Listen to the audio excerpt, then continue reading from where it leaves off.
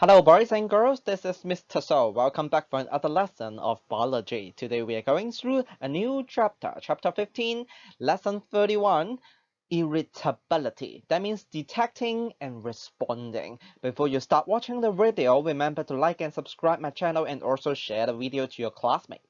Let's start. All the organisms, they are able to detect the changes in the environment. Take a look at the case of a cat. Obviously, the cat is very afraid of the cucumber. So the cat will detect the stimulus, that means the light from the cucumber, and it gives response, 反應. We call this 感應性 in English, we call it irritability. Stimulus, they are detected by receptors, 感應器, or you can think about it as a 天線. If you found receptors in an organ, we call that organ the sense organ, such as your eyes or your ears. For the receptor, which you can find in the eye, we call them the photoreceptor, 光嘅接收器. So it helps to detect the stimulus, light. Now it's your turn. I would like you to give me some examples of irritability in the following cases. Let's take a look at the first example of irritability. You see worms eating dead bodies in a horror movie. You are very shocked and you are very sweaty this time. What is the stimulus that you get? You are seeing something, so it must be light as the stimulus. And what about the receptor? From the last slide, you know it is the photoreceptor which helps to detect light. And the effector, what is the effect? What is your response? You are being sweaty. So this time, it is your sweat glands, which is releasing and secreting out the sweat, the effector.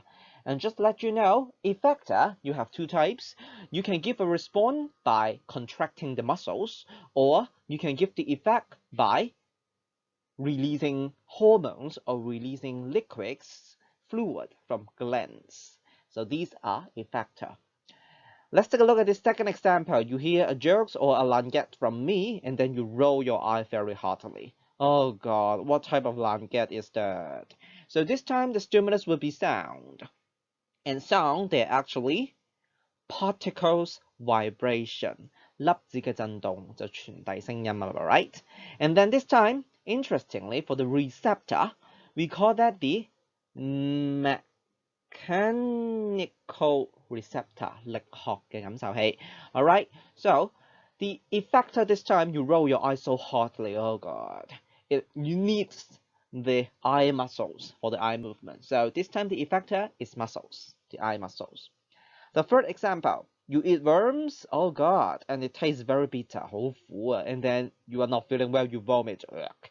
So the stimulus this time, it is bitter, it must be chemical.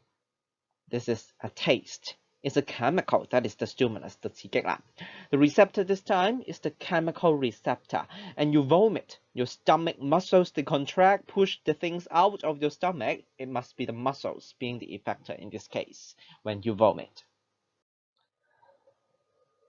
The other example is related to your smelling, the nose. Alright, somebody fart, 放屁啦, you cover your nose. Alright, you get the smell, disgusting, and then you cover your nose. Now, what is the stimulus? This time you're smelling something, the smell comes from chemical. Receptor also is a type of chemical receptor.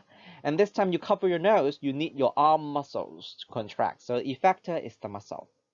The last one, you hug your friends and then you get emotional and then you smile like Brown and Connie. And then what is the stimulus this time? You must be having some pressure as the stimulus. You're hugging something, you're touching somebody is a type of pressure as the stimulus. And the receptor this time, same as before, is the mechanical receptor. In Chinese, 力學嘅感受器. And the effector is, this time you are emotional. You are getting very happy, you smile. So your glands is giving out some happy hormones. So effector is glance, and also you are very happy, you smile, you have facial expression, your facial muscles also gives the effect and respond. So this time both the glance and muscles are the effectors.